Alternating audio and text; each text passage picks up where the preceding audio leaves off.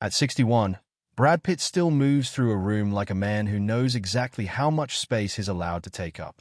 Silver-haired now, settled into a relationship with jewelry executive Insta Ramon, and busier than ever with F1 and a slate of Plan B productions, Pitt looks, on paper, like a man at peace.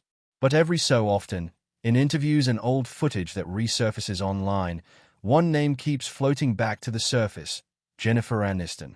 Not because either of them is chasing the past, but because the story of who they were to each other has quietly become one of the most re-examined relationships in modern Hollywood. So we're asking the question fans keep circling back to: is Jennifer Aniston the woman Brad Pitt has never quite been able to shake? Their story didn't begin on a film set or through some engineered publicity stunt. In 1998, Pitt and Aniston were set up by mutual friends in their orbit, a fairly ordinary blind date between two of the most photographed people on the planet. Aniston was in the middle of her friend's run, already a household name, while Pitt was coming off a highly publicized engagement to Gwyneth Paltrow. What followed was a fast, very public courtship. By 1999, they were making red carpet appearances together, and the tabloids had already crowned them Hollywood's golden couple, tan, blonde, and seemingly built for each other. The wedding, in July 2000, became the stuff of entertainment industry legend. It was a lavish, heavily secured Malibu ceremony, widely reported to have cost well over $1 million, complete with elaborate florals and a guest list stacked with A-listers. For a few years afterward, Pitt and Aniston were treated less like a celebrity couple and more like a cultural institution, the pairing tabloids used as the measuring stick for every other Hollywood romance. Pitt even made a memorable cameo on Friends itself, playing a character who despised Aniston's Rachel Green, a bit of stunt casting that fans still bring up whenever the two of them are mentioned in the same breath.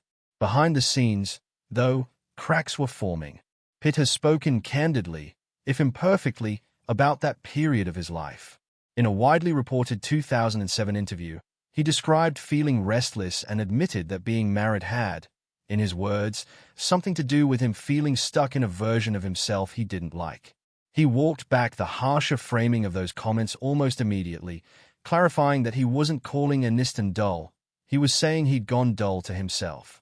But the sentiment stuck to the marriage public narrative regardless.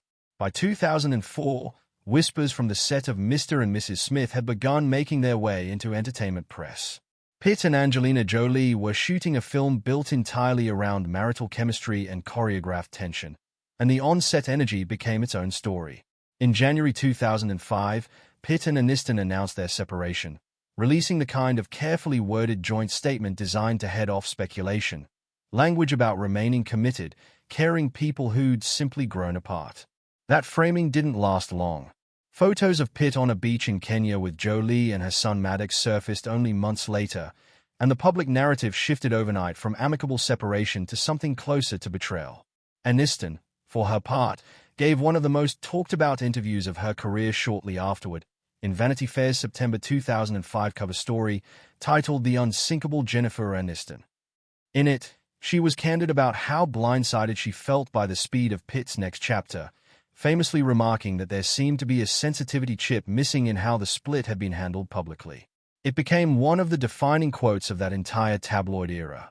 For years afterward, the popular narrative cast Pitt as the man who'd traded the relatable girl next door for a more dangerous, headline-dominating romance. That framing followed him for the better part of a decade. What came next was, by any measure, one of the most scrutinized relationships in modern celebrity history. Pitt and Jolie didn't just date quietly. They built an entire public identity around a blended family of 6 children, high-profile humanitarian work with organizations like the UN, and a production partnership that ran alongside Pitt's own Plan B Entertainment. They were less a celebrity couple than a full-blown media institution, complete with a French estate, Chateau Miraval, where they eventually married in 2014. That marriage lasted 2 years before it fell apart in dramatic, highly publicized fashion. Jolie filed for divorce in September 2016, and what followed was a legal battle that dragged on for nearly a decade. Disputes over custody, allegations that became part of court filings, and a bitter fight over their jointly owned winery that made headlines well into the 2020s. The two were declared legally single in 2019, but it wasn't until December 2024 that a final settlement over their shared property was reached. Pitt has been open, in later interviews about how difficult that period was for him personally. He's spoken about cutting back on alcohol, about long stretches spent in sculpture studios processing what is described as an emotionally raw chapter of his life, and about attending support meetings as part of getting his footing back. It was, by his own account, a genuine rock-bottom stretch, not manufactured for sympathy, but part of a broader, slower rebuild that took years rather than months. Pitt's dating life after Jolie became something of a running tabloid subplot in its own right. Brief, low-key connections with a handful of women through the late 2010s and early 2020s, none of which turned into anything long-term or particularly revealing about where his head was at. That changed, according to widespread reporting, in late 2022, when he was first spotted with Ins de Ramon, a jewelry executive previously married to actor Paul Wesley. Unlike the Jolie years, the relationship with de Ramon has been defined by its lack of spectacle. There's no shared humanitarian brand, no matching public persona, just a fairly private, low-drama partnership that made its official red carpet debut at the Venice Film Festival in 2024. By all accounts, that's the version of Pitt the public sees today, a man in his 60s, still working at a relentless pace between acting and producing, but far more guarded about his personal life than he was at any point in his 40s or 50s. Here's where the story gets more interesting than the tabloid shorthand usually allows. 20 years on, Aniston hasn't spent her time publicly relitigating the divorce, but she also hasn't pretended it didn't happen. In her own September 2025 Vanity Fair cover interview, marking 2 decades since the unsinkable Jennifer Aniston piece, she looked back on that original article with a kind of detached honesty. She admitted she hadn't revisited it in years and described the whole period as jarring and, in her words, such a vulnerable time. She even brought up the strange timing of filming the breakup with Vince Vaughn while going through her actual divorce, calling the overlap oddly cathartic. In that same Vanity Fair conversation, she reflected on the media circus that had surrounded her, Pitt, and Jolie at the time, noting that the entire saga had been treated like juicy reading for a public that seemed to feed on the drama the way audiences fed on soap operas and tabloids alike. She acknowledged taking the coverage personally back then, but described her mindset since as one of simply picking herself back up and moving forward. Then, in mid-2026, Aniston brought Pitt's name up again, this time in a far more casual, almost nostalgic context. Sitting down with her former Friends co-star Lisa Kudrow for Variety's Actors on Actors series, she reminisced about the show's run and the parade of movie star guest appearances they'd hosted over the years, including Pitt's own memorable turn as Will Colbert in the show's Thanksgiving episode. She rattled off his name alongside Bruce Willis, Julia Roberts, and Isabella Rossellini, recalling, with clear affection, how nervous even seasoned movie stars got walking onto a sitcom set. It was a small, almost throwaway moment, but because it involved Pitt's name, it was enough to generate a fresh round of headlines. Some reports since have suggested that the mention created friction in Aniston's current relationship with hypnotherapist Jim Curtis, with unnamed sources claiming Curtis has struggled at times with how often Pitt's name resurfaces in her professional and public life. Aniston herself hasn't addressed that specific claim directly, and it's worth treating it with appropriate skepticism, since it comes from anonymous sourcing rather than either party on record. What she has said, consistently, is that she looks back on that era of her life without resentment, as evidence of growth rather than unfinished business.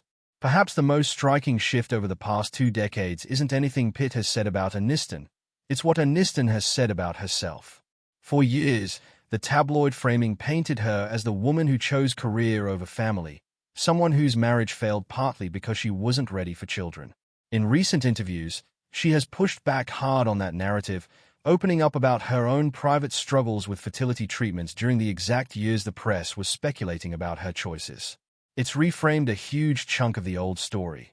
While the public assumed she was simply unbothered or career-obsessed, she was privately navigating something considerably more painful, all while the press built an entirely different narrative around her.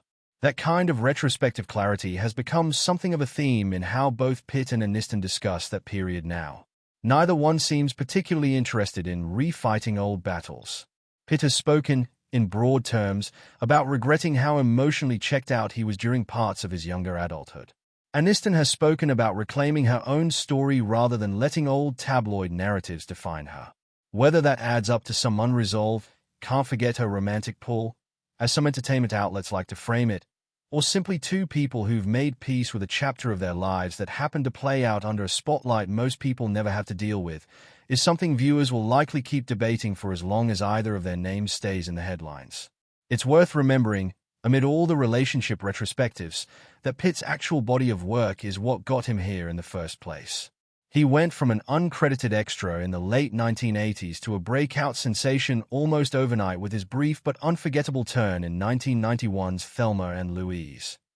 Rather than coast on leading man looks, he spent the following decade deliberately chasing riskier, stranger roles: a serial killer in California, a paranoid mental patient in 12 Monkeys, and, in 1999, the role that arguably defined his generation of stardom, Tyler Durden in Fight Club. In 2001, he co-founded Plan B Entertainment, a move that would eventually prove more consequential to his legacy than almost any single performance. Under that banner, Pitt helped produce Best Picture winners including The Departed, 12 Years a Slave, and Moonlight, the latter two of which he accepted Oscars for as a producer. On screen, he kept stacking range on top of range: an Ocean's 11 regular, an Oscar-nominated lead in Moneyball and The Curious Case of Benjamin Button, a scene-stealing Nazi hunter in Inglourious Basterds, and finally, in 2019, a long-awaited Best Supporting Actor win for Once Upon a Time in Hollywood. That's the version of Brad Pitt that exists independently of any relationship history. A guy who built one of the more unusual and durable careers in modern Hollywood, one that survived two very public divorces without ever really losing momentum. Even into his 60s, he hasn't slowed the pace much. Recent years have seen him back in the racing world for the F1-themed feature that put him behind the wheel of an actual Formula One car, alongside a steady stream of Plan B projects working their way through festival and award circuits. It's the kind of late-career output that a lot of his contemporaries from the Thelma and Louise era simply don't have, proof that whatever chaos surrounded his personal life over the decades, it rarely bled into the quality or frequency of his work. It's easy, in any retelling of this story, to let Aniston's arc get flattened into the ex-wife role, but her own trajectory over the past 2 decades has been just as deliberate. She closed out Friends as one of the most bankable actresses in the industry and spent the years after her divorce building a substantial film career of her own, moving through comedies, dramas, and the occasional prestige project. She later married actor Justin Theroux in 2015, a relationship that ended in a low-drama split announced jointly in 2018, handled, notably, with almost none of the tabloid theater that had defined her first divorce. More recently, she's found some of the strongest reviews of her career playing a television anchor navigating a workplace reckoning in The Morning Show, a role that's let her explore exactly the kind of media industry scrutiny she spent years living through in real life. Off-screen, she's been dating hypnotherapist Jim Curtis for roughly a year, and by her own account, has settled into a phase of life defined less by who she's paired with publicly and more by the friendships and creative work she's built around herself. What's notable, listening to her talk about Pitt now versus how the press covered her in 2005, is the tone shift. Back then, she was often positioned as the wounded party in a story largely written by other people: tabloids, unnamed sources, competing camps of fans. 20 years later, she's the one controlling the narrative, deciding when and how much to say, and doing it on her own terms in long-form interviews rather than through paparazzi photos or leaked statements. At 61, Pitt seems, by most public accounts, genuinely settled, professionally locked in, personally low-key, and largely uninterested in reopening old wounds for the cameras.